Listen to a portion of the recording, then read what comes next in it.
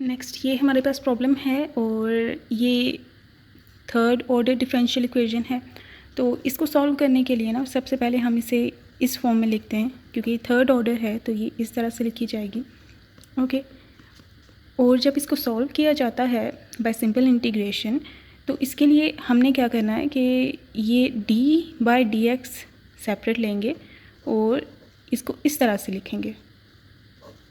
ठीक है, तो आप डेरिवेटिव्स कैसे लेते होते हो इस पे ये डिपेंड करता है कि जैसे y है ना सिंपल, इसका आप फर्स्ट ऑर्डर डिफरेंशियल लें, फर्स्ट ऑर्डर डिफरेंशिएशन करें इसकी, तो आप d/dx इस पे अप्लाई करते हो। ठीक है, तो ये फर्स्ट ऑर्डर आपके पास डिफरेंशियल इसका आ जाता है, डिफरेंशिएशन हो जाती है।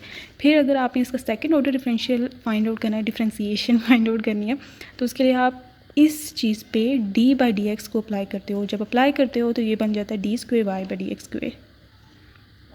ओके, तो अगर आपने इसका थर्ड ऑर्डर डिफरेंशिएशन करना है तो आप इस पे अगेन d/dx को अप्लाई करते हो, तो ये चीज़ that is equals to d³ y/dx³। Okay, तो अगर आपके पास इक्वेशन y डबल प्राइम की फॉर्म में है ना, तो आप इसे d²y/dx² लिखेंगे and that is equivalent to d/dx of dy/dx। Okay, तो ये आपने बिल्कुल जहन में रखना है कि ये एक तरह का ऑपरेटर अप्लाई हो रहा है, किस पे अप्लाई हो रहा है। अगर फर्स्ट ऑर्डर डिफरेंशिएशन आप कर रहे हैं तो ये d/dx ऑपरेटर है जो कि y पे अप्लाई हो रहा है। ठीक है, और अगर सेकंड ऑर्डर डिफरेंशिएशन है तो आप dy/dx पे अप्लाई कर रहे हो d/dx। ठीक है, अगर थर्ड ऑर्डर है तो d/dx आप अप्लाई कर रहे हो d²y/dx² पे। ठीक है, सच दैट ये dy/dx है, ये d²y/dx² है और ये d³ है। तो इस हवाले से हमने ये चीज़ इस तरह से लिखी है और that is equals to e⁻−0.2x। ठीक है, तो अब यहाँ पे डिफरेंशियल क्या है, d of this thing and dx ये जो नीचे है, तो ये dx हम इधर ले जाते हैं और क्योंकि वो वाली साइड x पे डिपेंडेंट है तो सेपरेशन ऑफ वेरिएबल यही सिंपल सी होती है। तो हम ये जो नीचे वाली चीज़ थी उधर ले, अब सिंपल इंटीग्रेशन हम करते हैं। ठीक है, इंटीग्रेशन में ये है कि ये डिफरेंशियल ऑफ दिस क्वांटिटी है, ये ऐसा ही है जैसे आपके पास हो कि dt का इंटेग्रल। ठीक है, और dt सिर्फ डिफरेंशियल ही हो तो इसकी इंटीग्रेशन सिंपली t आ जाती है, जो डिफरेंशियल के साथ क्वांटिटी होती है ना वो इसकी इंटीग्रेशन आ जाती है। यहाँ पे भी इसकी इंटीग्रेशन सिंपली ये d के साथ जो t चीज़ है ना वो आ जाएगी, दैट इज़ d²y/dx², इसकी इंटीग्रेशन आ जाएगी। डिफरेंशियल के साथ जो क्वांटिटी है ना, जैसे यहाँ t था इसके साथ ये है ब्रैकेट्स में, तो ये आ जाएगा इस साइड पे और इक्वल्स टू ये एक्सपोनेंशियल की इंटीग्रेशन हो जाएगी, that is equals to e⁻−0.2x divided by power का डेरिवेटिव और प्लस c आ जाएगा कांस्टेंट ऑफ इंटीग्रेशन। तो यहाँ तक हम पहुँच चुके हैं। अब इसकी अगेन हमें इंटीग्रेशन करनी है, क्योंकि जब तक ये सारे डिफरेंशियल्स ख़त्म नहीं हो जाते तब तक हमने करते रहना, y की वैल्यू हमें चाहिए। तो हम इसकी भी वही काम करेंगे जैसे हमने यहाँ पे किया था, ये है d/dx ऑफ dy/dx। ओके, तो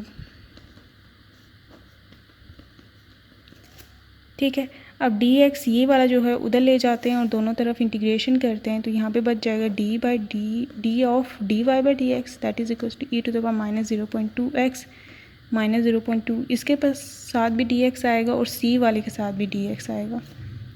ओके, क्योंकि dx दोनों से मल्टीप्लाई हो जाएगा, तो यहाँ पे वही लॉजिक ये वाला। ठीक है, क्योंकि सिर्फ डिफरेंशियल है इधर, तो इंटीग्रेशन अगर दोनों तरफ अप्लाई करेंगे तो तीनों टर्म्स पे आएगी इंटीग्रेशन तीनों पे अप्लाई होगी और यहाँ पे इसकी इंटीग्रेशन वही आएगी जैसे यहाँ पे मैंने कहा था t आ जाता है, तो यहाँ पे भी dy/dx इसकी इंटीग्रेशन होगी और यहाँ पे अगेन e⁻−0.2x और ये -0.2 पहले से था, अगेन -0.2 आ जाएगा। ठीक है, c बाहर आ जाएगा और इंटेग्रल ऑफ dx और उसकी अगेन इंटीग्रेशन x होगी और यहाँ पे c था, यहाँ पे एक और कांस्टेंट आ जाएगा, जैसे मैं c2 का नाम देती हूँ और इसको मैं c1 कर देती हूँ, इसको भी यहाँ पे c1 कर देती हूँ, ये इजी हो जाएगा। तो अब इसकी अगेन इंटीग्रेशन करनी है, अब इजी हो चुका है, ये dx सिंपली हम उधर ले जाएंगे क्योंकि ये पहले से ही सिंपलर फॉर्म में है, तो यहाँ पे dy बच जाएगा और वहाँ पे हम dx ले जाएंगे e⁻−0.2x और नीचे आ जाएगा माइनस माइनस प्लस हो जाएगा 0.2 का स्क्वायर, यहाँ पे c1x है और यहाँ पे c2 है, तीनों के साथ dx आएगा, यहाँ पे भी dx, इसके साथ भी dx, इसके साथ भी dx, ठीक है।